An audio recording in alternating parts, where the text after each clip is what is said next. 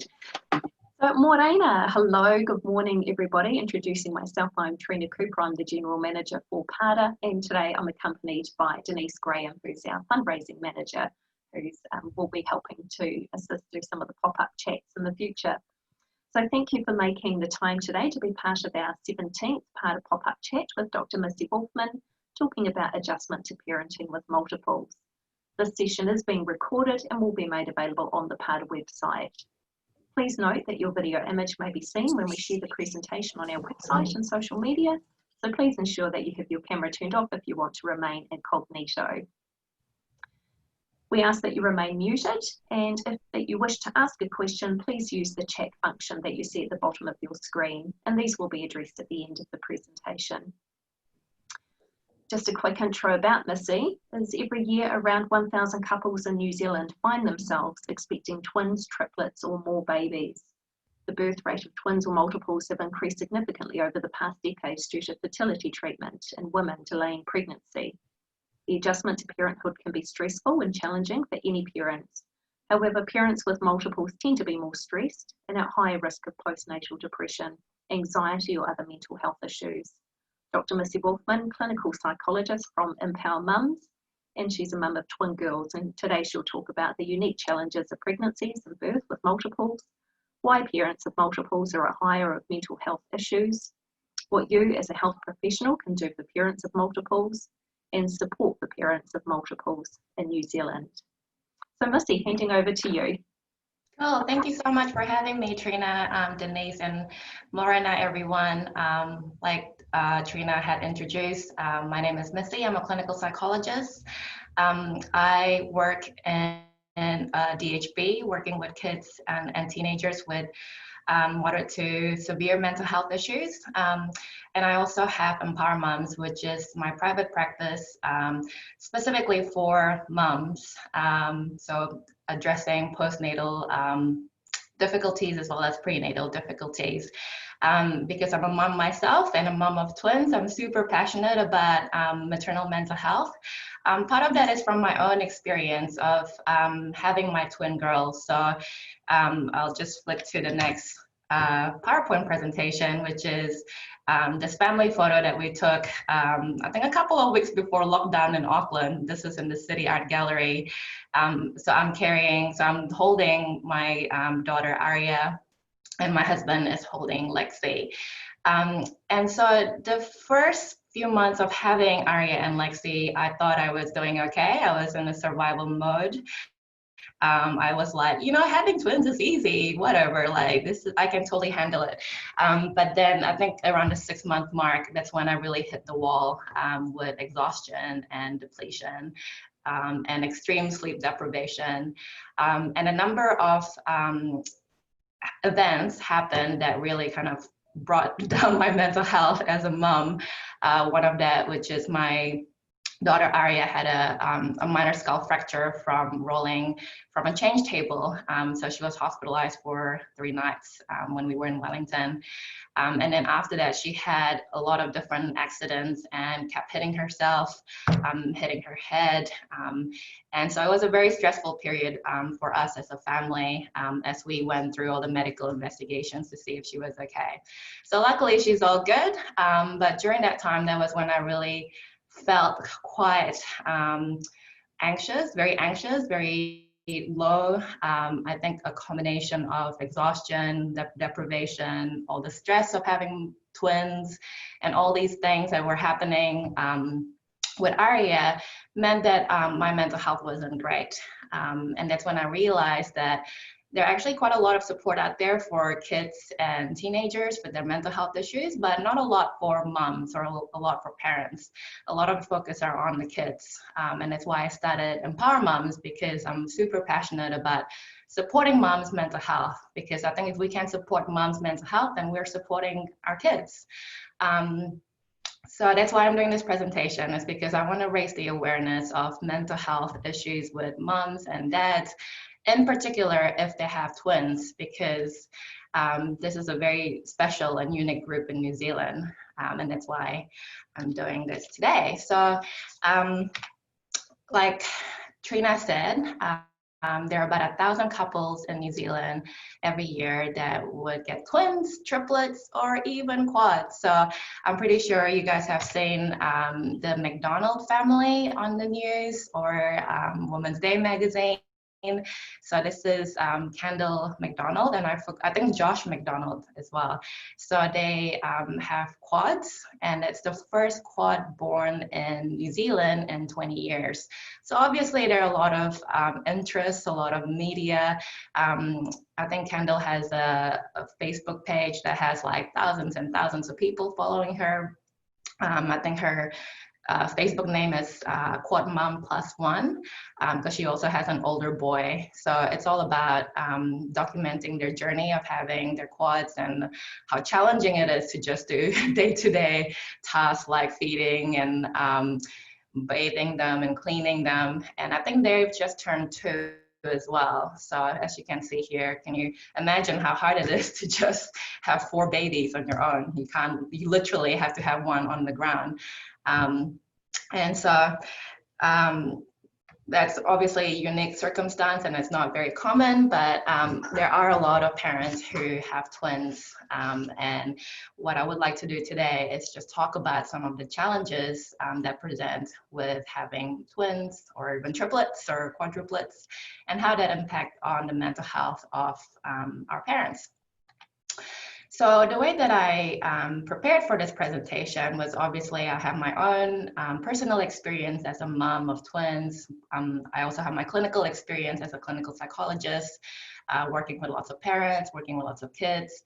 But I really wanted to hear from the twin community. So I went to our Multiples NZ Facebook group, which has, I think, like 4,000 members, and I posted this question in July in preparation for this presentation, and I asked for their thoughts and their experiences that I can share with you guys.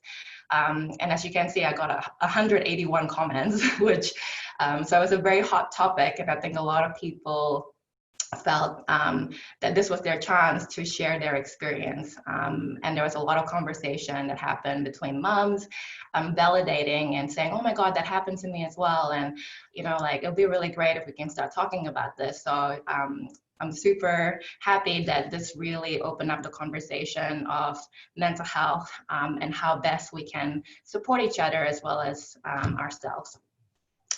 So what I'll do during this presentation is that I will give you guys some snippets of the comments that I got from moms. So obviously I haven't given you guys the name, so it's anonymized, but I just want to share stories from all these moms. So it's not just from me or from a clinical kind of research data point of view. I think it's really important to listen to the human stories behind this.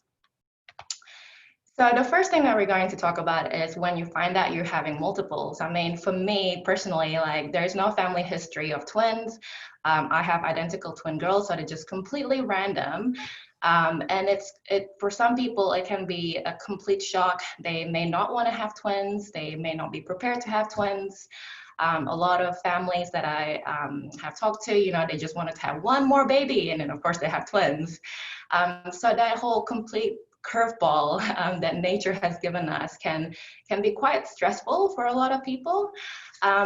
Just seeing those 2 babies on the ultrasound scan, it's a life-changing experience, and a lot of couples experience this 5 stages of grief over and over and over again while they're trying to process this, you know, notion that they're going to have 2 babies, not just one. And certainly that's what I experienced with my husband. Like, we were in a state of shock, and we were kind of just like, no, we're not having twins, or and then feeling quite frustrated sometimes, or even just be like, okay, like, how are we going to cope? And so for a lot of people, the stress starts from that first ultrasound scan. And then it also depends on the kind of twins or the kind of multiples you have. That first experience can be extremely stressful, because for some people, having identical twins like I did meant that there were high risks of medical complications during birth.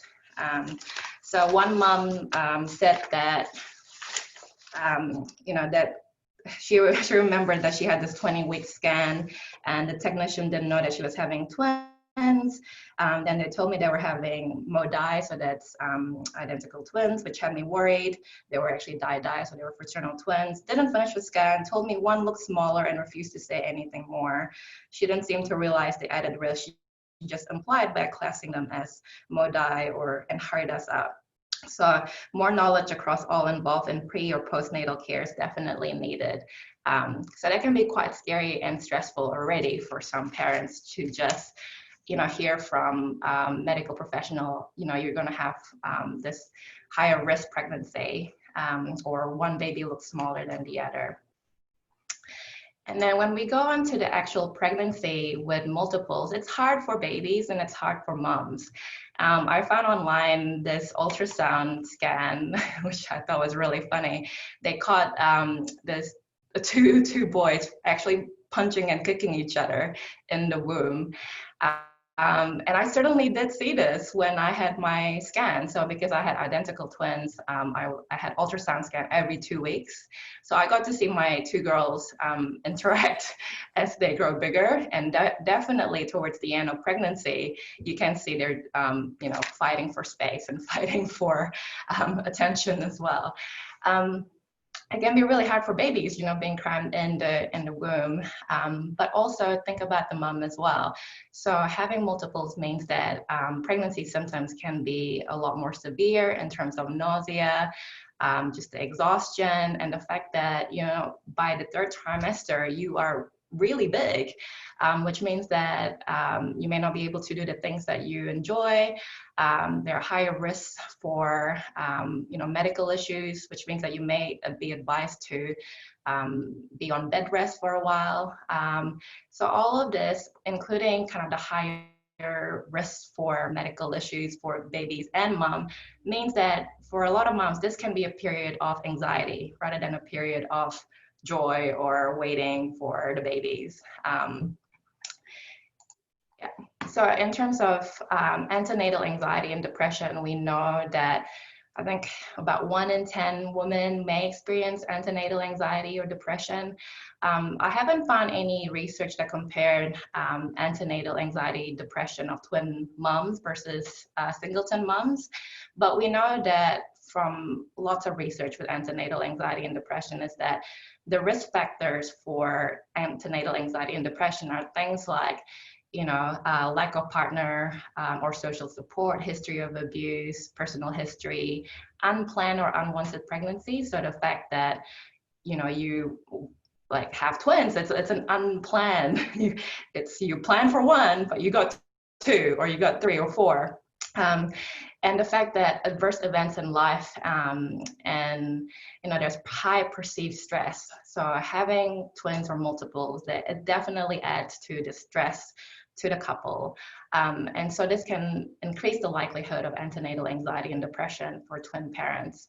And then the other 2 points, present or past pregnancy complications. So again, having multiples means that you're more likely to have complications during pregnancy, which would likely to lead to higher risk of antenatal anxiety or depression, and pregnancy loss as well. So I'll just share with you another quote or another story from a mom. So one mom said that she didn't have the added stress of going to NICU or SCBU, but because she had trouble conceiving and then have all these fertility treatments and followed on by hemorrhage in early pregnancy, I experienced a lot of anxiety throughout my pregnancy. So, and then one mom said that I think more information about mental health when pregnant is important. All I knew was to look out for signs of depression, nothing about anxiety or the signs of it. And here I am 4 years later and I'm struggling. So we know a lot about postnatal depression, but actually there's not a lot of awareness for postnatal anxiety or antenatal anxiety, but actually it's really common as well. So just to raise that. Okay. So you got the pregnancy and then now you've got the birth. And for a lot of the moms that commented on the Facebook group, they mentioned a lot about traumatic birth and having some sort of symptoms of PTSD. And again, I think postpartum PTSD PTSD is not as commonly known by people or by mental health professionals. So it's and also it's more likely for moms of multiples, given, again, like I said, the medical complications, the higher risk of medical intervention during labor and delivery. So a lot of parents or a lot of moms have experienced this in the twin community. And so I'll just read out a few that they have shared with me. So one mom said, I had an incredibly traumatic birth with my twins, and I felt and still feel like I had no support from the outside world. I didn't even know you could get PTSD from birth. There was no follow-up from anyone asking if I was okay or if I understood what had happened. And then another mom said that, she got a medical debrief after her birth, but she didn't get a mental health debrief. And I think mental health debrief is not very common anyway. So she thinks it would be helpful just to know that, if you have experienced something that is traumatic, then possibly there will be, psychological consequences from that. So one mom said, when you have had an adverse birth experience, rather than just a medical debrief, a mental health debrief would be helpful. Also, more information on the fact PTSD is a big thing for parents who've had babies in NICU. And then she said that screening was not ideal, and that no one picked up in the screening that I had PTSD and severe postnatal depression until I nearly broke and called maternal mental health myself. And a lot of moms don't actually know that they have some kind of PTSD or traumatic reaction until they go back to the hospital and they're experiencing extreme anxiety. So one mom said, we had to go back to the hospital recently, and I actually started shaking as we pulled into the car park. I guess it got to me a lot more than I realized at the time. And some other moms also said the same thing about just going into the lift or going close to NICU or to the maternity ward. They experience a lot of anxiety, panic attacks. So speaking of NICU, SCBU, again, having twins or having multiples means that there's higher likelihood that they will be in NICU or SCBU, given that they're born premature. And the impact of this on parents, and that a lot of the moms I talk to experience this PTSD. And so if we look at why they're more likely to experience PTSD, you can look at all these reasons. So when you have babies in NICU or SCBU, there's a sense of loss of personal control, right? Suddenly your babies are whisked away and there's like all sorts of medical gadgets and gizmos and beeping and monitor, and suddenly you feel like this is your body and your babies, but they're being whisked away and you've lost the control. Speaking from my own personal experience, luckily I didn't need to have emergency C-section. My two girls didn't need to go to NICU or SCBU. But again, even in the delivery room, I remembered I had like almost 16 medical professionals around me during the birth of my two kids. And so there's a lot of, sometimes that sense, the loss of control can really impact how we feel as parents. There's also the loss of role as decision maker and caregiver. A lot of moms talked about how they have no idea when their babies will be discharged from NICU or SCBU. And so this huge uncertainty, right? Like we all want a sense of control and agency in our lives, but for a lot of the parents with multiples, they don't have that when they're at NICU or SCBU. And some people said that it would be really helpful to have more of a explicit criteria of when they're likely to be discharged. So one mom said, it'll be really helpful, like if I knew that if my babies gain a certain amount of weight per day and they're feeding blah, blah, blah, then we can be discharged. Except having some kind of information or explicit information from medical professionals so parents can get that sense of agency and control again. And also the fact that you just gave birth to these two or more very fragile babies, and they're being wrapped up in all sorts of tubes and wires. It can be very distressing as parents to see this.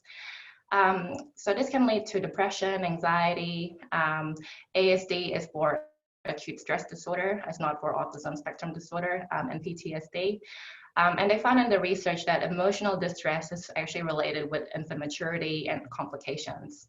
So the more kind of medical complications they are, the more distressed parents are, which obviously makes sense, right? So let's say that your babies are born and they're in NICU. Being in NICU or SCBU, it can be quite difficult for parents to bond with their babies, again, because of restrictions or the fact that they have wires and tubes from them. But even if they're healthy newborn babies, you've discharged from the hospital, it can still be really hard for parents to bond with their twins. And I felt like this at the beginning of my journey. I felt like I was a loving mom, but at the same time, because of the two babies who constantly need feeding and they need to be on a routine, it felt like we were just in a baby factory.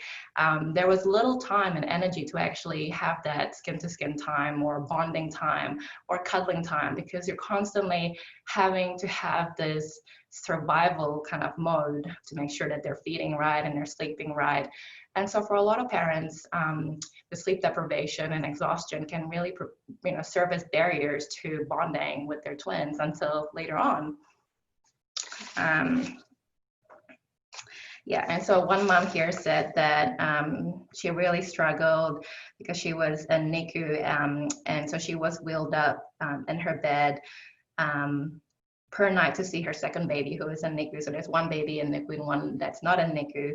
It was really hard bonding with having so little time with my number 2 baby, and that adversely affected my mental health. Plus I had a disastrous birth and never felt I was ever explained what went so badly wrong. So my hospital experience was that it felt like a baby factory. That was one of the comments that a mom shared. Okay. So like I mentioned before, the severe sleep deprivation and exhaustion when you have twins or multiple can be barriers to having that bonding and attachment. And severe sleep deprivation is no joke. Like, I know all moms have experienced this, but I think with twin parents, it's even more escalated because you have 2 that's constantly needing something. And so I just totally relate with all these memes. One of the ones that I really laughed when I was looking online is like someone asked a twin parent, like, "Oh, you have twins. Did you manage to sleep at all?" And the mom said, "When I sneeze, sometimes I close my eyes." So I really get that. I'm like, yeah, sometimes I close my eyes too, just when I sneeze. It's not the same thing as sleeping. So the sleep deprivation is something that a lot of parents talk about, and we'll talk about how to support parents of multiples, and one of the key factors is to actually get them some sleep. Okay. All right, and then we've got, sorry about the blurry images. We've got challenges with breastfeeding and feeding in general. And then out of all the topics that the parents talked about in my Facebook comments, breastfeeding was probably the biggest topic in terms of moms feeling the pressure to breastfeed and unable to do so, or moms wanting to do exclusive pumping and bottle feeding of their twins and not feeling supported by staff or by Plunkett.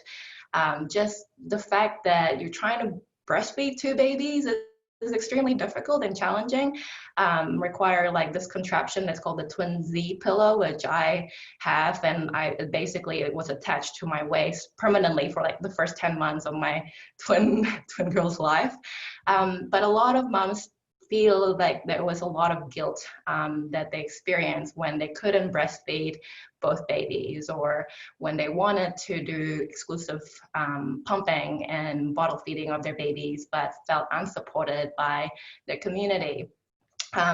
So a lot of them shared so many comments. Like, I'm not going to share all of them because of time, but yeah, just basically it's something that is on top for them. And even for parents with older kids, they still talk about, that first year of trying to breastfeed, the challenges in feeding in general. Right, and then we've got the financial stress of having twins or multiples. So when you have one child and then another child, what usually happens is that you have hand-me-downs, right? You can use the, the high chair for that baby.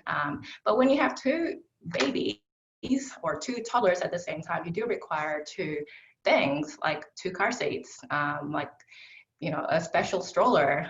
That all adds up. And so the financial stress of having twins or multiples can really affect parents from the very beginning during pregnancy. Right. So we're going to talk about isolation, and I think this is a big thing for all parents, not just parents of multiples, but I definitely felt as a mom of twins, it was so hard to get out of the door. Like this meme of Boromir from Lord of the Rings, he just does not simply get out of the house with twins. It felt like a massive, I don't know, endeavor for a lot of parents. It's just like, is it even worth it to go outside with twins when it just involves so much logistic and challenges?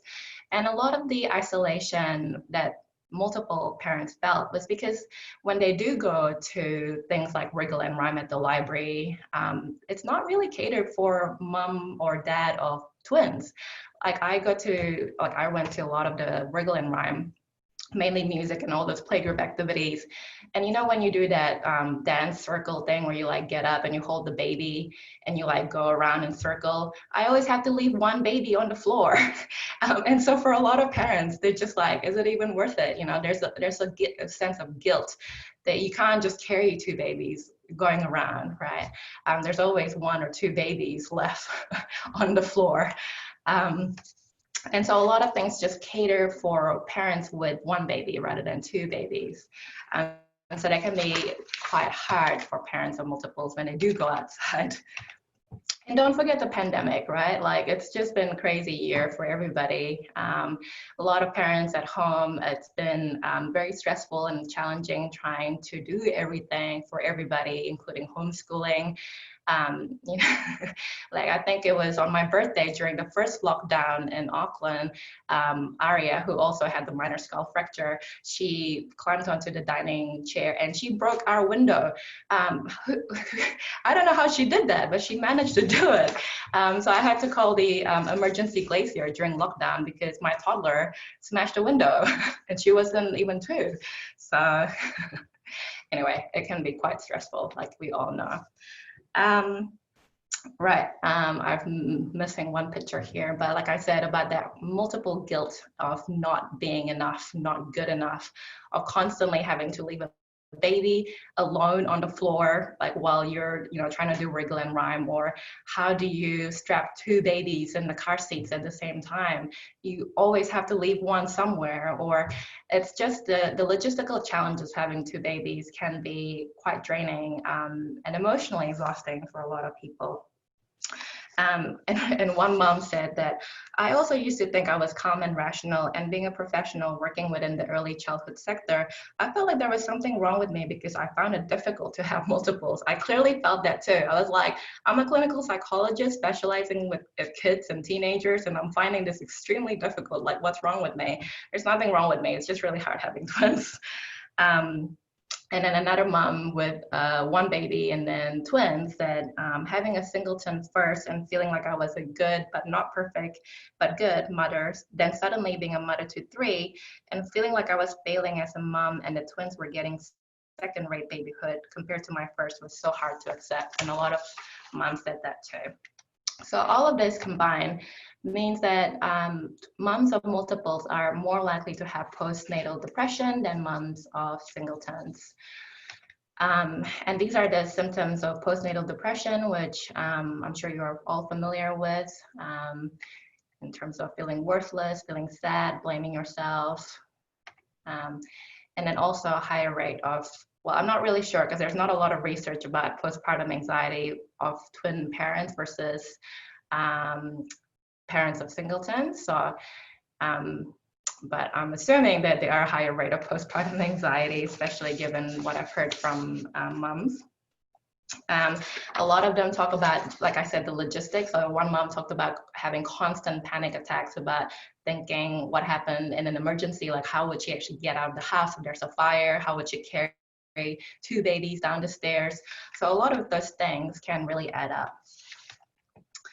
And like I said about postpartum PTSD, so these are the symptoms. So these are the 4 clusters of symptoms to look out for with PTSD, which I won't go through because they're all on the PADA website, which is an excellent resource for parents and professionals. So let's go quickly to tips for parents. So like I said, if you're a parent of multiples, you really need to focus on sleep and you need to focus on rest. Sleep deprivation is linked to a huge amount of mental health issues, anxiety, depression, and it's a vicious cycle. So focusing on sleep first and foremost is the most important thing. For me, as a mom of multiple or mom of twins, walking with my twins every single day, every single day with the double buggy was really important for my mental health. I get fresh air, I get exercise, which means that it's easier for me to sleep. And the kids also love being outside. So even though they're crying, or if they are crying, it's fine. It's something I can handle. Get as much help as possible, which can be difficult for some people. Some people find it hard to ask for help. But it's really crucial if you have 2 babies or more. Connect with other parents of multiples. So join your local multiple club. And one mom said that she wished she had joined the multiples NZ Facebook group during pregnancy, because then she would get more support. She can ask all sorts of questions, and there'll be lots of encouragement and advice and practical tips. So do join the multiple NZ Facebook group. It's an invaluable resource. And remember that self-care survival is not selfish. You need to be able to function well and be well in order to be a good mom or be a good dad. So if you're a health professional, these are some of the themes that came back from the Facebook comment that I got. So all moms want is just support for whatever choice of feeding that they are going to do, like whether they're breastfeeding, mixed feeding, formula feeding, or exclusively pumping. They just want support and non-judgmentalness from professional.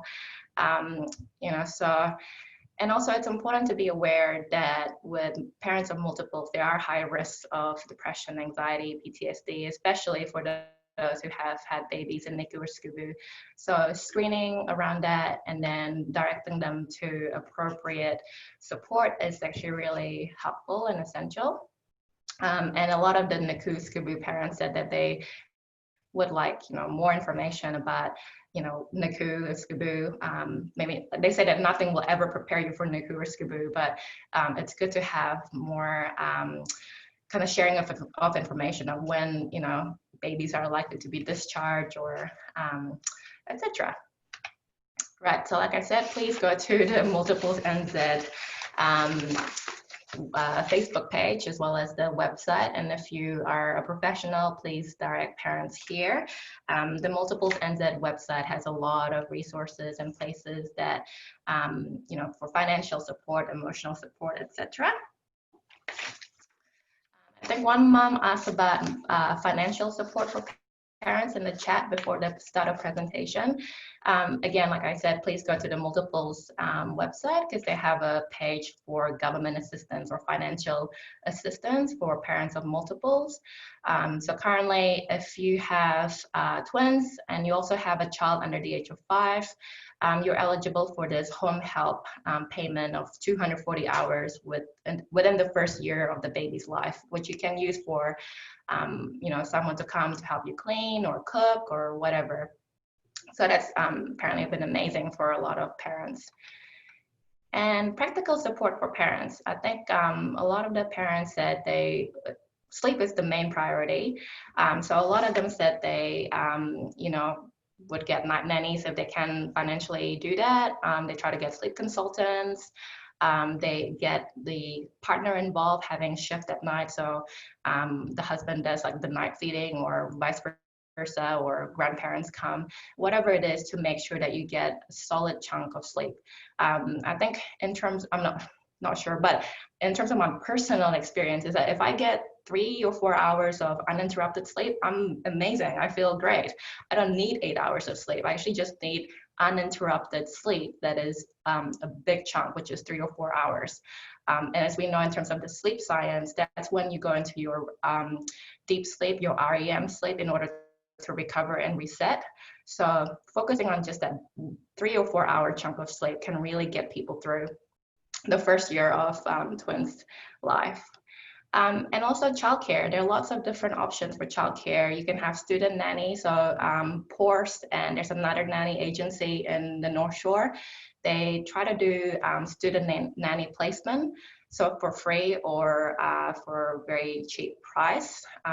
So a lot of parents of multiples have done this, and which has really helped with just doing things day to day. As for high school or uni students, and one mom said that she was so desperate to get some rest that she joined a gym that has like that has a crèche, so she could put her baby, so she could actually she lied down in the bathroom of the gym so she could get some rest. So whatever works for you to get that rest and support. And then again, think about, practical thing like meals, and like Bellyful is an amazing nonprofit organization as well. Mental health support for parents. So these are a list of places you can go to. You can also try to get referral to maternal mental health through your GP, but they've got different criteria depending on where you are in the country. You can also find specific mental health professionals like clinical psychologists like me that specialize in peri or postnatal distress or mental health disorders. And that's it. I think I'm out of time. So we're supposed to have 10 minutes for questioning. So thank you so much for being here. Like I said, I do assessment and therapy for moms. I also do lots of workshops, talks, and you can find me online at my Facebook page or my website. So yeah, that's me. Thank you. And thank you also, sorry, I was going to say thank you to all the moms and the parents who shared their experiences with me on Facebook. I really appreciate that. That's fantastic. 181 comments. That's very cool. And, obviously asking that question gets people to want to then share their story. So yeah, great way to do it. Now we've just got a couple of questions that have come through, Missy. First one is, I'd be interested to know if fathers are also more likely to face depression post-birth with adjusting to the twin life and doing their best to support the mum, and would like your views on whether talking about making a sleeping support plan as a couple if possible during antenatal midwife stages of pregnancy would be beneficial to help address this. Yeah. Oh yeah, definitely. Shout out to Butters. Sorry, I think in the postnatal depression slide, I have a picture of a father for me to remind myself to talk about dads, because dads are important too. Dads are essential. And yeah, the research shows that postnatal depression with dads are also higher for parents of multiples, as well as if the mom has postnatal depression, then obviously will impact the dad as well. So, and the other question is, what's my view on talking about a sleeping support plan? Oh my gosh, yes, that is so amazing. Because with my own personal story, I was in the hospital for 6 days. And during that time, I'm sure as what all parents of multiples know, had to feed and the babies every 2 hours, which means that I only have about 40 minutes to sleep in the 24-hour, every 2 hours. Sorry, what I'm trying to say is that I was extremely sleep deprived, and I hit the wall about day 6 at the hospital. And when we got discharged at home, my husband was amazing. He was like, we're gonna forget what we did at the hospital. Like, you just sleep from 9 till 1. I'll do the feeding. And I was like, thank God. So yes, if you can do that before the birth of your twins, that would be amazing. Definitely would help for everybody. Yeah. So was there another question? Yeah, well, there's a shout out for the Babel app. I'm going to have to Google that one because I don't know that one, which has got a lot of really good NICU and SCBU information, which can be specialised to the hospital unit that you're in. So I'll find information for that, and when we email out the link for the recording, we'll include that information. So thanks. That'd be awesome. For that information there. Question, I haven't heard of that one. is there any support other than SANS or treatment, EMDP treatment for mothers who have lost one of the twins during birth? Yeah, sorry, so this is for, moms who have lost one of the twins during birth. I'm not sure, but I can definitely research that. I can't think of anything off the top of my head. Maybe informal Facebook support group, but nothing more formal than that I can think of. But I can definitely research for you, Michelle. Yeah. Somebody said Plunkett doesn't help with mental health difficulties, so that's an area to be worked on, and PADA is doing a lot of work with Plunkett to help train the nurses that are transitioning into Plunkett nurses as well. So hopefully the input that we're doing there helps build on the experience and work that Plunkett's already doing. Comment, postnatal doulas are often working for mothers of multiples, and many are willing to do a night shift. So check out the NZ doula website as well. We did a doula chat a couple of months ago, and it's just awesome to have these ladies available to help do that that witching hour of that night shift and things. Yeah, definitely. Anything that would help with the sleep would be really important. Cool. Thank you, everyone. Yeah, thanks so much. Really interesting. Now, Missy, the best way to contact you if people want to connect with you after this chat, what's the best way to do that? Through your website? Yeah, through my website, and also my email address. So I can, if you want, I can write it in the chat now as well. Okay. So. Thanks very much.